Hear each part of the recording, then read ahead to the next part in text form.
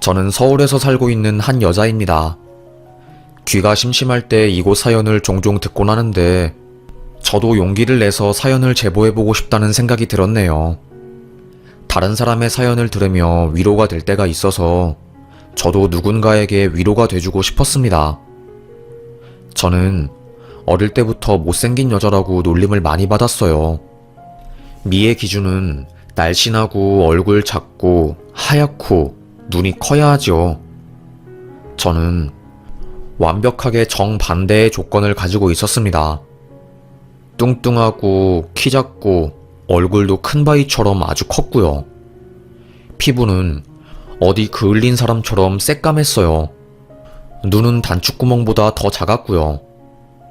어릴 때부터 가장 많이 들은 말 중에 하나가 바로 야, 너 자냐? 였습니다. 시퍼렇게 눈을 뜨고 있어도 사람들은 제가 자는 줄 알더라고요. 눈이 너무 작았으니까요. 거울을 볼 때마다 부숴버리고 싶었어요. 부모님은 항상 저를 보며 우리 공주 이렇게 이쁠 수가 없어. 너무 사랑스럽고 너무너무 이뻐. 저를 꼭 안아주고 무한 사랑을 주셨습니다. 어릴 때까지만 해도 부모님이 하는 말이 진짜인 줄 알고 살았어요. 하지만 제가 점점 머리가 커지고 사람들을 만나게 되면서 알게 된 것 중 하나는 제가 못생겼다는 사실이었습니다. 아직도 기억이 나요. 유치원에 다녔을 때였죠. 유치원 자동차를 운전하시는 분이 화장실 옆에 서 있었습니다. 입에 불소양치를 하고 나온 저는 아저씨를 보고 인사를 했어요. 안녕하세요, 아저씨. 너구나. 에휴, 여자는 얼굴이 이뻐야지 인생이 활짝 피는 건데 앞으로 얼마나 험하게 살려고 이렇게 못생기게 태어났니? 네? 그 소리를 엿들은 담임 선생님이 아저씨에게 화를 내면서 애한테 그런 소리 하지 말라며 내쫓았어요. 저는 무슨 말인지 정확히 이해하지 못했지만 괜히 서러운 마음에 엉엉 울었습니다.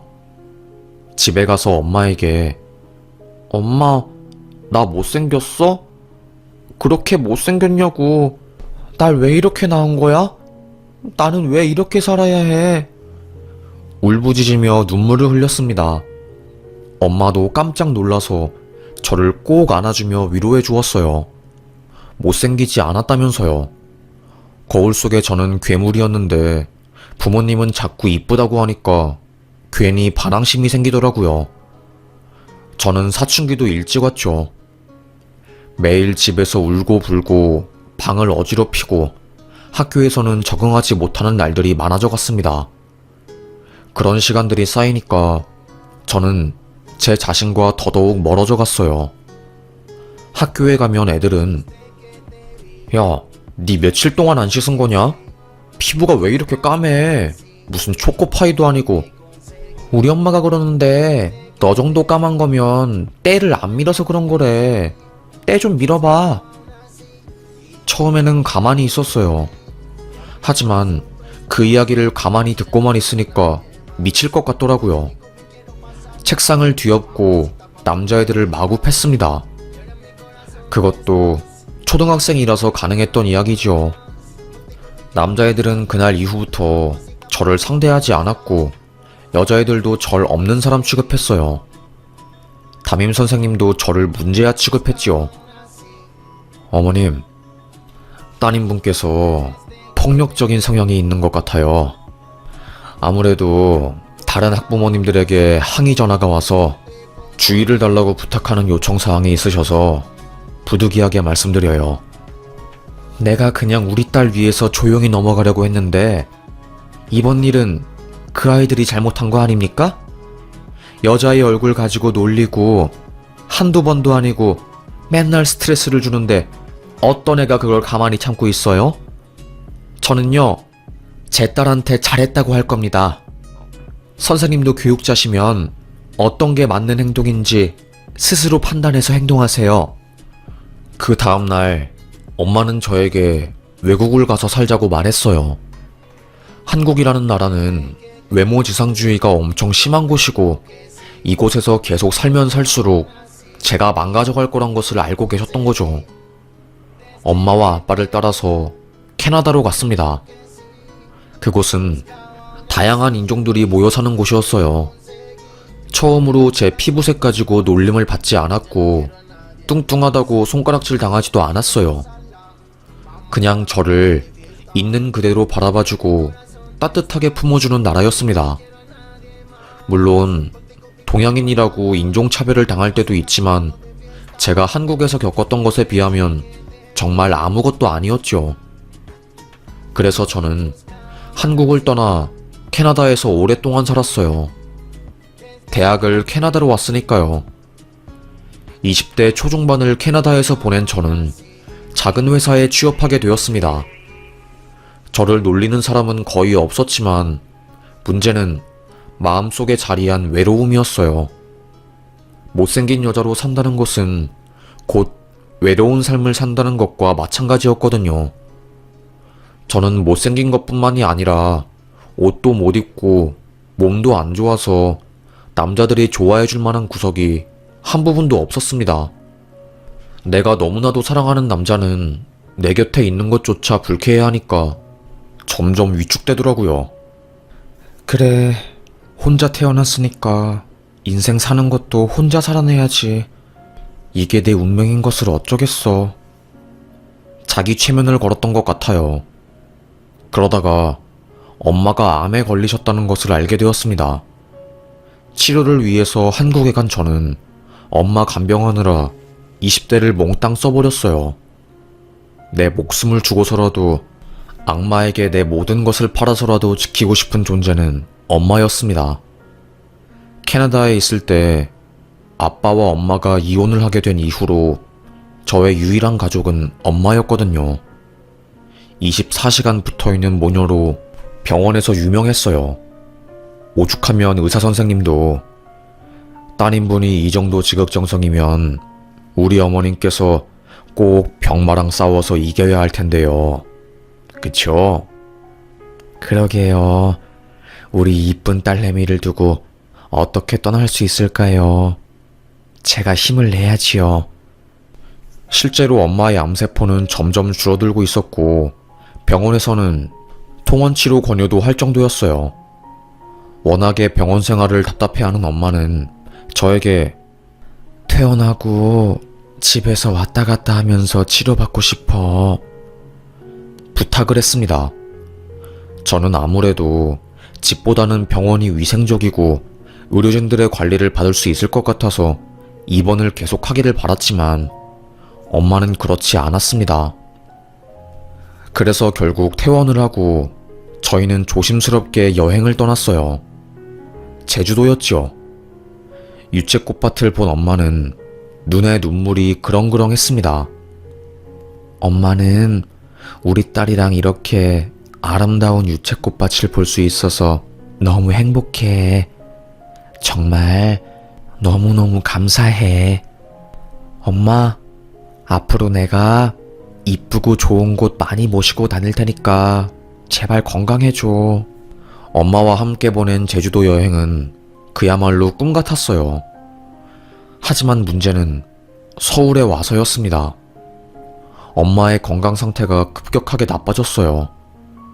폐 쪽에 암세포가 번지고 있다는 진단을 받았고 그로 인해 호흡이 가빠지고 숨쉬는 게 고통스러워진 엄마는 바로 입원을 하게 되었습니다. 독한 약을 쓰니까 사람이 미라처럼 변하더라고요. 밥도 못 먹고 운동도 못하고 심지어는 마약성 진통제에 취해서 기억도 잃을 정도였습니다. 단 한 달이었어요. 한 달 동안 급격하게 상태가 나빠진 거였죠. 의사 선생님은 암 환자들은 상태를 예측할 수가 없어요. 끝날 때까지 끝난 게 아니라는 말이 있죠. 그게 딱 암 환자들한테 적용되는 말이에요. 완치가 되는 것 같아도 암세포가 한 번 번지면 다시 원점으로 돌아가는 겁니다. 일단 마음 단단히 먹으세요. 저는 이번에도 그냥 스쳐 지나가는 바람일 거라고 생각했어요. 하지만 이번에는 달랐습니다. 결국 마지막에는 저에게 기도 삽입술을 할 거냐고 묻더라고요. 극악의 고통인 기도 삽입술. 딸로서 차마 허락하지 못했습니다. 저는 엄마를 보내드렸어요. 평생 흘릴 눈물을 그날 다 흘렸던 것 같아요. 못생긴 여자인 나, 세상에서 손가락질 받는 외모이지만 그런 나를 있는 그대로 사랑해주는 사람은 엄마뿐이었습니다. 그래서 엄마 때문에 살아갈 수 있었던 건데 그 존재가 사라지니 가슴속 한가운데 걷잡을 수 없을 만큼 너무나도 큰 구멍이 뻥 뚫려 있는 것 같았어요. 고개를 저으며 거짓말, 말도 안 돼 외쳐보아도 현실이었습니다. 캐나다에서 계속 살다가 한국에 들어와서 아는 사람도 한 명 없이 완전히 혼자가 된 저는 살아가는 하루하루가 고통이었습니다. 외로웠고요. 돌아가신 엄마가 남겨주신 유산은 제가 평생 일하지 않고 써도 풍족한 금액이었어요. 가진 게 소위 돈밖에 없는 여자가 된 거죠. 그래서 저는 돈이라도 쓰면서 살아야겠다 싶었습니다. 그때는 몰랐죠.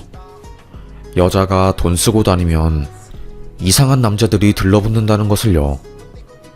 강남에 나가서 무작정 클럽에 들어가려고 했습니다. 죄송하지만 저희 클럽이랑 스타일이 달라서 출입이 안 될 것 같습니다. 그럴 때마다 저는 돈을 내밀며 테이블 잡으면 되잖아요. 그렇게 해서 남자들을 만났던 것 같아요. 그러다가 술에 잔뜩 취한 날, 술기움의 외로움을 떨쳐내던 어느 날, 키가 멀대처럼 크고 제 눈에는 참 잘생긴 어느 남자가 제 눈에 들어왔습니다. 제가 내세울 것은 재력밖에 없었으니 그날도 비싼 양주와 술을 시키며 재력을 과시했어요. 그 남자는 그런 저의 모습을 좋아라 하더라고요. 되게 쿨하고 성격도 시원시원하네요. 완전 내 이상형인데요? 그래요? 그러면 저랑 만날래요? 저는 적극적으로 그 남자에게 대시했습니다. 나 같은 추녀는 죽었다 깨어나도 이런 남자랑 못 만날 것 같았어요. 그래서 더 아쉬운 것 없이 잘 되면 좋은 거고 잘 안 되어도 상관없다고 생각했습니다. 얼씨구나 넘어왔죠. 그 남자 입장에서는 영어도 잘 쓰고 쿨하고 돈도 여유 있는 제가 매력 있어 보였나 봐요. 그 남자는 왕년에 축구선수였대요. 국대에 들어갈 뻔하고 지방에서는 꽤나 잘 나가는 선수였는데 아킬레스건을 크게 다친 이후로 선수직에서 내려왔다고 합니다. 그 상실감 때문에 오랜 시간 동안 우울증에 빠져서 매일 술독에 빠져 살았대요. 모은 돈도 전부 다 날려먹고 집안에서도 거의 호적에서 파인 듯한 취급을 당했다고 하더라고요. 저희 둘 다 서로 너무 외로울 때 만나게 된 거였죠. 외로운 사람들끼리 만나면 더 무섭다고 하잖아요. 정말 불같은 사랑을 했습니다. 못난 여자라서 늘 소외되는 게 익숙했던 저는 사랑에 빠진 그 순간만큼은 세상의 주인공이 된 것 같았어요. 행복하더라고요. 제가 먼저 청혼했습니다. 집이고 뭐고 아무것도 가지고 오지 말라고요. 내가 다 가지고 있으니까 당신은 몸만 오라고요. 보통 남자가 할 대사인데 제가 했습니다. 오히려 남자친구는 그런 말을 하는 제가 멋있어 보였대요. 박력 있어 보였고 다른 여자들이랑은 달라 보였다고 합니다. 사실 주변에서는 제 결혼을 반대했어요. 아무리 그래도 그 남자는 아니다. 딱 봐도 양아치 같은데 그놈이랑 결혼하게? 그러게 말이야. 사람한테 편견 가지면 안 되긴 하지만 솔직히 축구선수 출신이잖아. 그것도 지방 출신. 운동하는 애들 몰라? 양아치 수두룩 빽빽해. 저는 어릴 때부터 못생긴 걸로 차별받고 편견 어린 시선 때문에 꽤 오랫동안 우울하게 살았던 기억이 있어요. 그래서 오히려 나랑 가까운 사람들한테는 편견 어린 시선을 보내기 싫었습니다. 주변 사람들이 반대하는 결혼이라서 더 그 결혼을 추진시키고 싶었어요. 시어머님은 처음에 저를 반대하셨다가 나중에는 제 진심을 알고서 더 좋아하셨습니다. 아들, 여자 얼굴 3년이면 끝이다. 사람 속을 봐야 해. 어머님은 제 마음씨가 너무 좋다면서 칭찬해 주었습니다. 속이 깊다면서요. 그도 그럴 것이 제가 시댁을 엄청 잘 챙겼거든요. 기관지가 안 좋으신 어머님을 위해서 배도라지 푹 쪄서 달인 진국을 보온병에 넣어서 한 달에 2번씩 전해드렸고요. 도라지 절편도 매달 사서 보내드렸습니다. 남편은 그런 제가 너무 좋대요. 나 정말 결혼 잘한 것 같아. 어머님도 우리 아들이 결혼 전에는 맨날 집에서 게임하고 술만 먹었어. 몸 다친 이후로 선수 생활을 못하니까 아주 이놈 자식이 폐인이 되었다니까. 그걸 지켜보고 있는 나는 아주 속이 터질 지경이었지. 부지런한 저를 따라서 아들도 부지런해지니 어머님 입장에서는 더할 나위 없이 좋은 거였습니다. 사랑이 깊어지고 저도 남편이 너무 좋았어요. 남편이 좋다 보니까 남편 닮은 아이를 낳고 싶다는 욕구가 굉장히 커지더라고요. 자기야, 우리 아이 낳자. 나 아이 낳아서 키우고 싶어. 에이, 무슨 아이야. 그냥 우리끼리 오순도순 알콩달콩 이쁘게 살면 되지.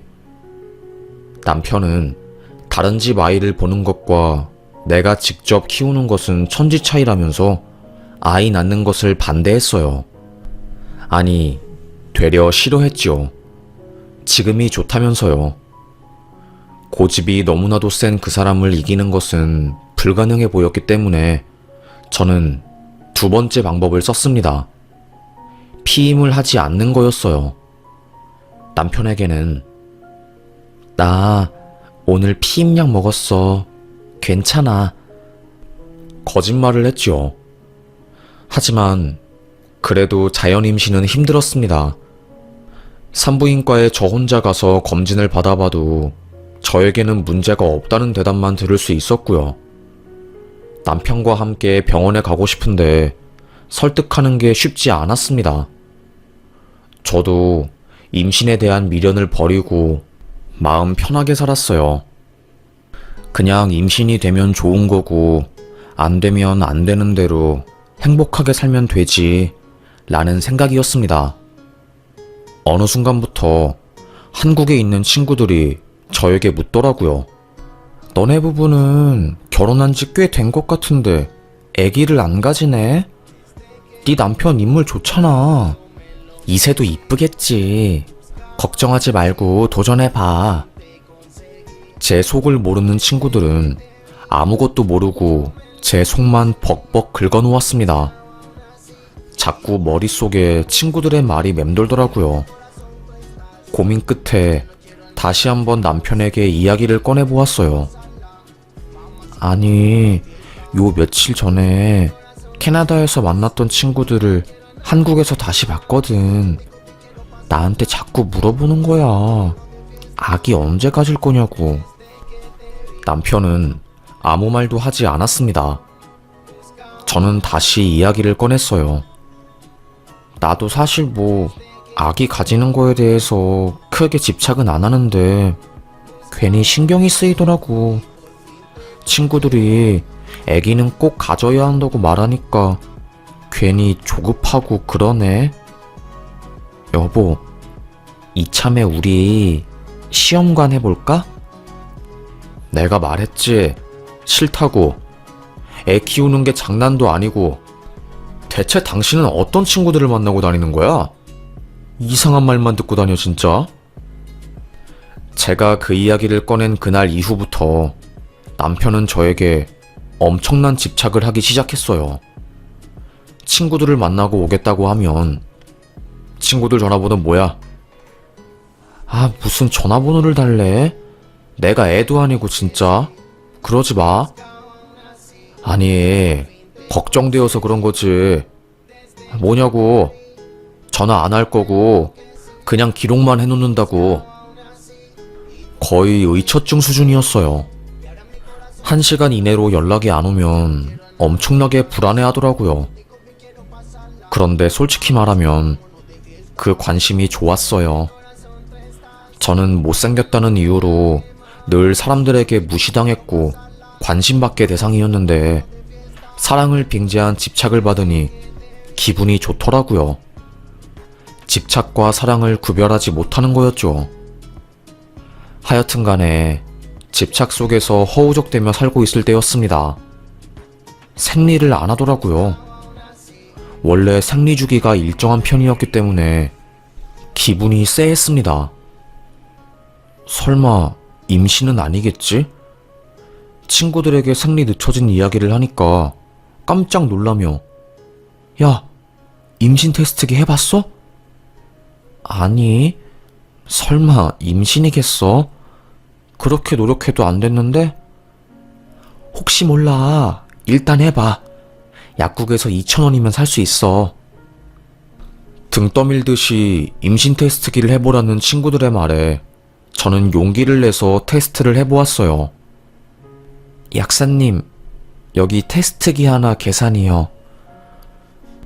품 안에 넣은 테스트기를 들고 집에 간 저는 남편이 오기 전 화장실에서 테스트를 해보았습니다. 설명서에는 10분 뒤에 테스트 결과가 나온다고 써 있었는데 이게 웬걸 바로 두 줄이 뜨는 겁니다. 너무 당황스러웠어요. 보고 또 봐도 믿기지 않았습니다. 외투를 걸치고 다시 약국으로 갔어요. 약사님, 테스트기 2개 더 주세요. 근데 혹시나 해서 물어보는 건데 테스트기가 오류일 리는 없겠죠? 에이, 오류 없어요. 한 줄 나왔는데 나중에 정밀검사로 임신 판정받는 케이스는 있어도 2줄이 한 줄로 되는 거는 절대 없습니다. 심장이 쿵 떨어질 것 같더라고요. 제가 임신을 했습니다.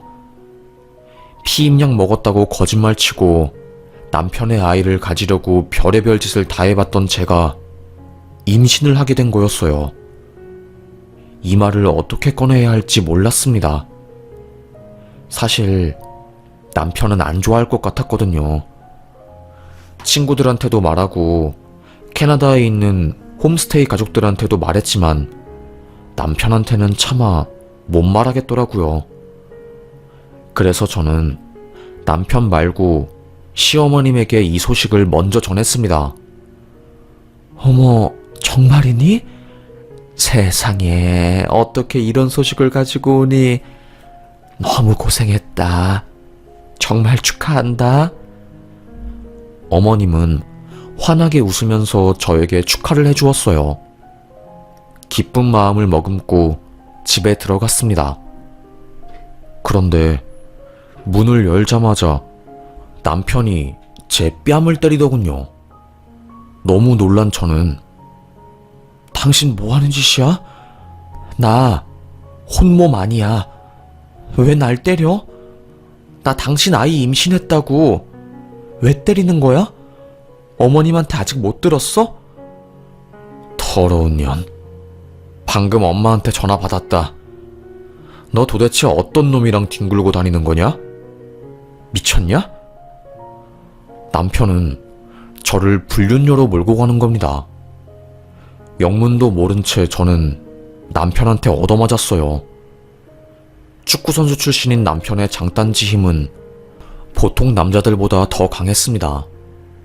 그 다리로 제 엉덩이를 걷어차니까 온몸이 부서지는 것 같았어요. 저도 모르게 다리에 힘이 풀리더라고요. 그 와중에 아이는 지키겠다고 배를 움켜쥐었지요. 당신은 내가 다른 남자아이를 임신했다고 생각하는 거야? 그러니까 내가 바람 피운 거라고? 그 근거가 대체 뭐야? 왜 그렇게 생각하는 거야? 나 무종자증이야. 본인이 무종자증이라고 갑자기 폭로를 하는 겁니다. 저는 깜짝 놀라서 그러면 그걸 왜 지금까지 말 안 한 거냐고 캐물었어요. 예전에 축구하다가 고안 중에 하나가 터졌었대요. 그래서 검은 물이 나오고 비뇨기과에 가서 정밀 검사를 받았다고 합니다. 그 과정에서 본인이 정자가 거의 없는 무정자증이라는 것을 알게 되었나 봐요. 저는 솔직히 남편이 무정자증이든 아니든 상관이 없는데 남자 입장에서는 좀 달랐나 봐요. 남자가 무정자증이라는 사실이 자존심 상했고 그래서 저에게 일부러 아이 안 좋아하니까 아이 낳지 말자고 한 거였나 봐요. 임신 계획을 세우면 남편도 같이 병원에 가서 검사를 받아야 하니까요. 너 어떤 놈이랑 놀아난 건데? 지금이라도 솔직하게 말해. 내가 만만하냐? 어?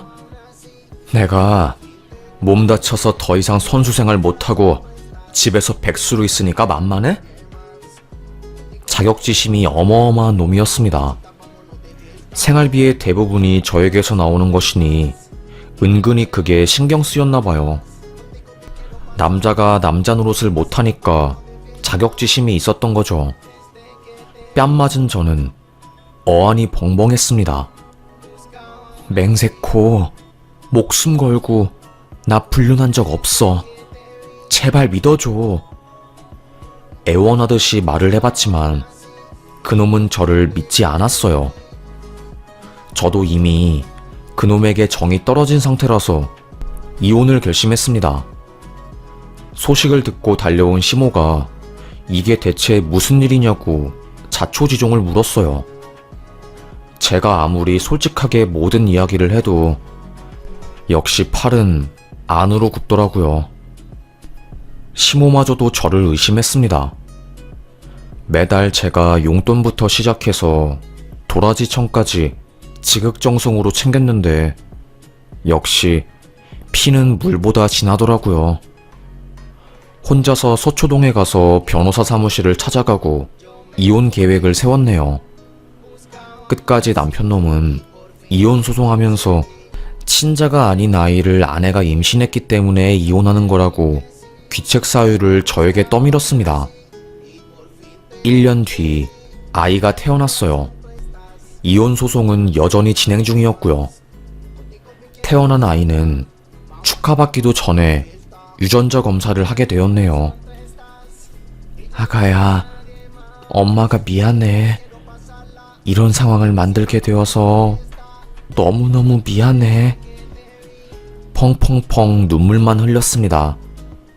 그리고 몇 주 뒤 받은 유전자 검사 결과지에서는 99% 유전자가 일치한다는 결과를 받게 되었어요.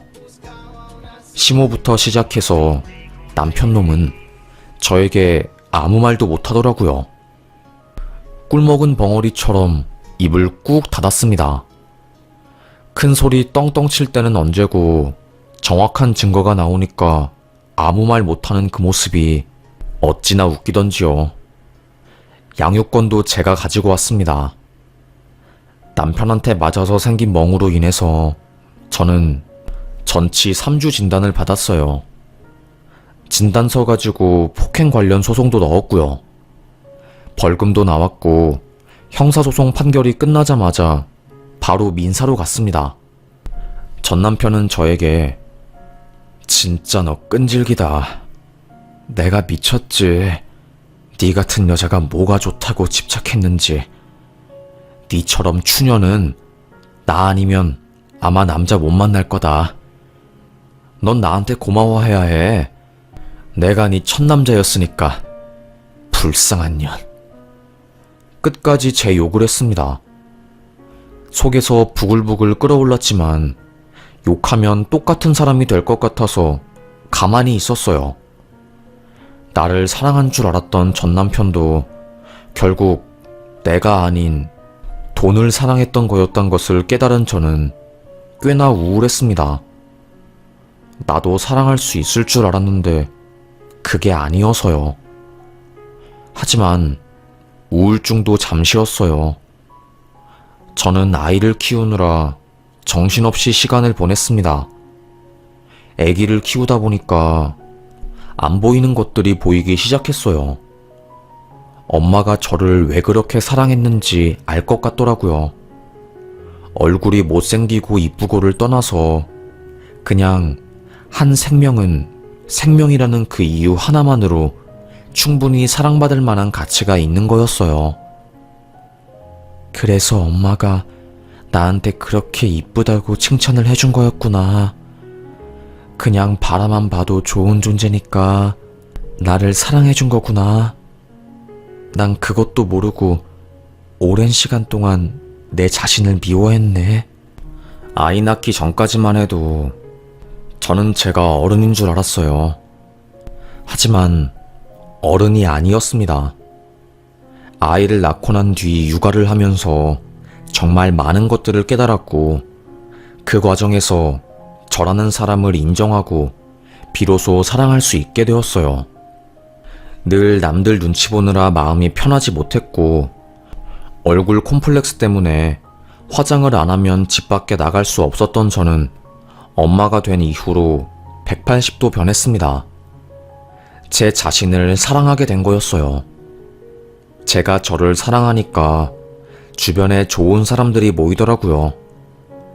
아이는 품앗이 하듯이 키웠습니다. 주변 사람들이 많이 도와줬어요. 그러다 보니까 이혼이라는 아픔도 서서히 잊혀가는 듯 했죠. 그 무렵에 듣게 된 소식이 저를 놀라게 했네요. 그거 알아? 네 전 남편 이번에 강남 마약 수사 과정에서 붙잡혔대. 에? 그게 무슨 소리야? 너 진짜 아무것도 몰랐구나. 뉴스에 나온 거 못 봤어? 전직 축구선수 마약 검사에서 양성 반응 나왔다고. 남편 놈은 저와 이혼한 이후로 강남 클럽에 가서 죽치고 살았대요. 맨날 술 마시고 나쁜 애들이랑 어울려 다니고 총각시절로 돌아간 거였죠. 결혼하고 안정적으로 잘 살던 아들이 이혼 후에 완전히 삐뚤어진 인생을 사니까 시모는 엄청 불안했나 봅니다. 저에게 장문의 문자를 보내기도 했어요. 며느리야, 내가 어리석었다. 아들이 잘못한 건데 어떤 이유에서라도 폭력은 허용되면 안 되는 건데 지금이라도 아들을 품어줄 수는 없을까? 아이를 생각해서라도. 재결합을 해달라는 간곡한 문자를 받았습니다. 싸그리 전부 다 무시했어요. 그런데 그 이면에 그런 사연이 있는 줄은 꿈에도 몰랐네요. 전 남편 놈은 1심에서 집행유예를 받았나봐요. 아무래도 초범이었고 반성하고 적극적인 치료 의지가 있어서요. 그런데 약쟁이들은 한번 약을 하면 절대로 끊을 수 없다고 하잖아요. 전 남편이 딱 그랬습니다. 출소하자마자 강남 클럽에 가서 또 약을 했나봐요. 신고가 들어왔고 결국 구치소에서 나온 지 얼마 되지도 않아서 바로 구속이 되었다고 합니다. 그때 시모가 전화 왔어요. 아이고, 네가 들었는지 모르겠는데 울 아들이 구속됐어. 내가 주변에 부탁할 사람도 없고 해서 염치불구하고 울 아들 변호사 비용에 보태게 돈 500만 좀 빌려다오. 돈 빌려달라는 시모의 전화를 받자마자 저는 콧방귀를 뀌었습니다. 그만한 돈 없습니다. 설령 있어도 차라리 기부하고 말겠어요. 연락하지 마세요. 그 이후로 시모와 전남편의 전화번호를 완전히 차단하고 제 번호도 바꾸면서 연이 끊겼네요. 지금은 제가 혼자서 딸내미를 키우고 있습니다. 다음 달에 캐나다로 가서 함께 살기로 했어요. 아무래도 제가 캐나다를 너무 좋아하기도 하고 외모 때문에 어린 시절에 상처받는 것보다 다양성을 인정해주는 나라로 가서 마음 편하고 행복하게 공부하고 학창시절 보내는 게 좋을 것 같아서요. 딸내미도 긍정적으로 잘 살고 있고 저도 마음을 추스르고 지금은 아주 건강하게 살고 있습니다. 이제는 제 자신을 조금 알 것 같아요. 젊은 시절에 저는 외모를 최고의 가치로 여겼거든요. 아무리 내가 열심히 살고 스펙이 좋아도 얼굴이 못생기면 말짱 도루묵이라는 생각을 엄청 많이 했기 때문이었어요. 외모가 이쁘면 고시 삼관왕이라는 말이 뭔지도 알겠더라고요. 그래서 더 힘들고 못생기게 태어난 제 자신을 많이 원망하기도 하고 슬퍼하기도 했습니다. 그래서 전 남편처럼 나쁜 놈한테 매달리고 돈 쓰고 시간과 재산을 많이 낭비했어요. 잘생긴 남자를 만나려면 못생긴 여자는 이 정도로 노력을 해야 한다고 생각했거든요. 참 어리석은 생각이죠. 하지만 지금은 아닙니다. 아무리 잘생기고 이뻐도 속이 텅 빈 강정이면 그것만큼 매력 없는 게 없거든요. 저는 속이 텅 빈 강정보다는 속이 꽉 찬 사람이 되려고요. 아이에게도 공부보다는 인성이 좋아야 한다고 교육하고 있습니다. 그리고 나중에 듣게 된 소식인데 전 남편은 결국 징역 2년 8개월을 선고받았다고 하더라고요.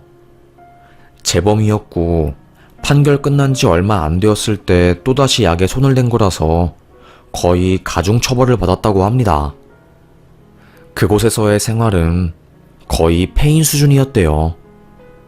건너 들은 말로는 시어머님은 아들의 수감 생활로 인해 충격이 너무 커서 거의 집 밖에 나오지를 못하시고 전 남편 놈은 교도소 안에서 괴롭힘을 꽤나 많이 받고 있다고 하더라고요. 제 친구들은 저에게 그러게 우리가 그 결혼 하지 말라고 할 때 우리 말 듣지 에휴 한탄을 하지만 저는 되려 이혼을 통해서 성장했다고 생각합니다. 그리고 돈 주고도 바꿀 수 없는 너무나도 사랑스러운 아이를 제 품에 안았으니까요. 이제는 아이 잘 키우면서 살아야죠.